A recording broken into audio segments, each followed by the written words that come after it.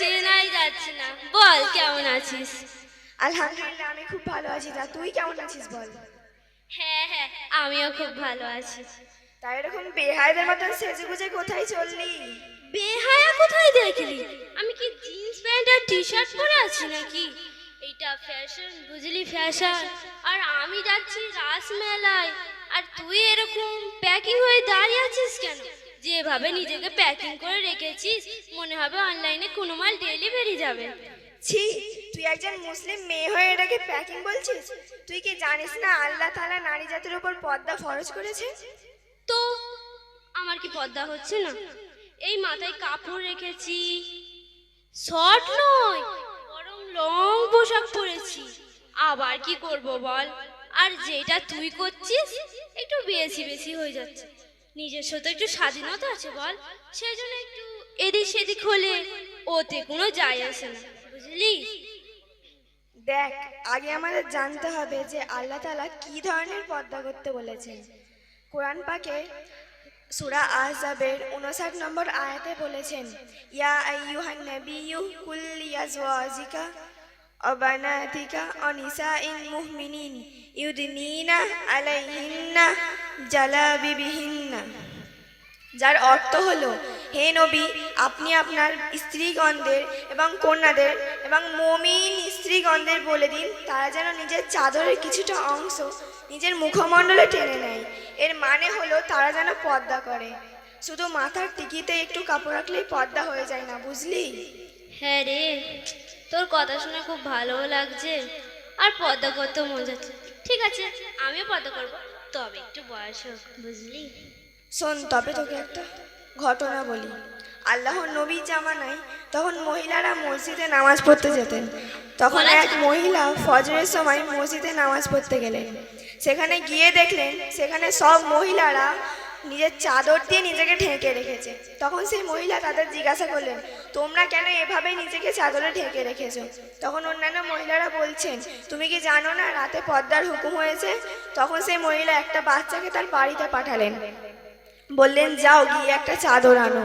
তখন সেই বাচ্চাটা বাড়ি দিয়ে একটা চাদর নিয়ে এলো।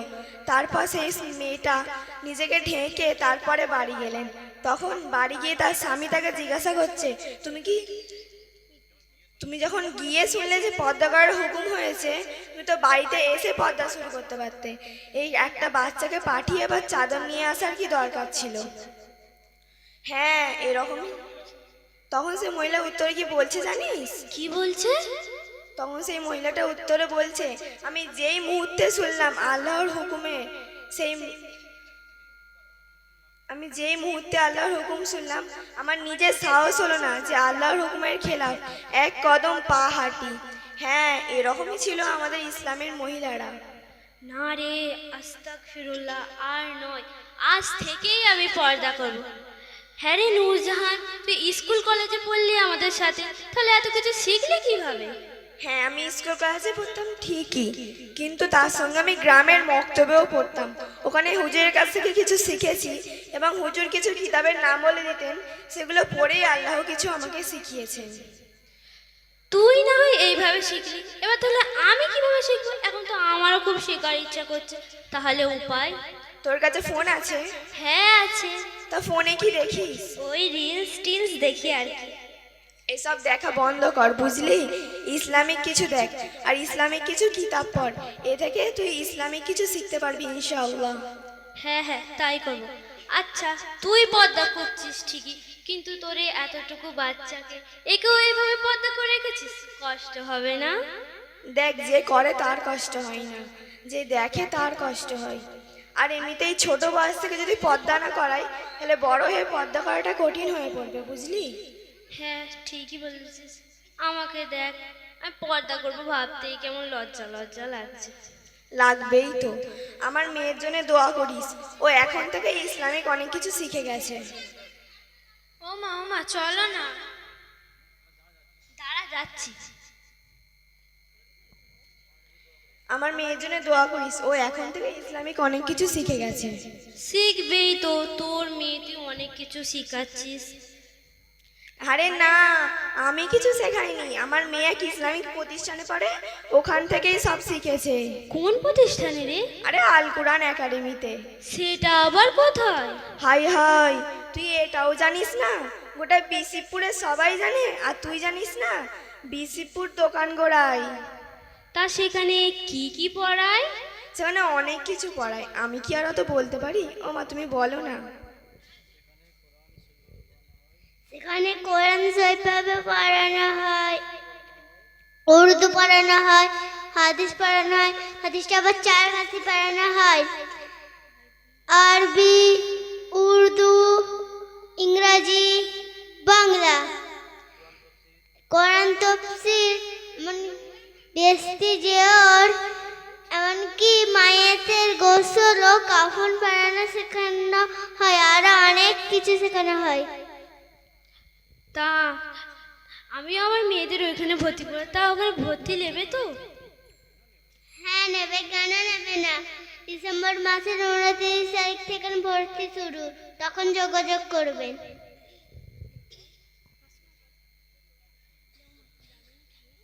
ও মা মেলায় যাবে না? খেলনা কিনবো তো। না না, ছি ছি, আবার মেলায়? তোর বাপকে বলবো খেলনা কিনে আনতে। চ চ বাড়ি চ।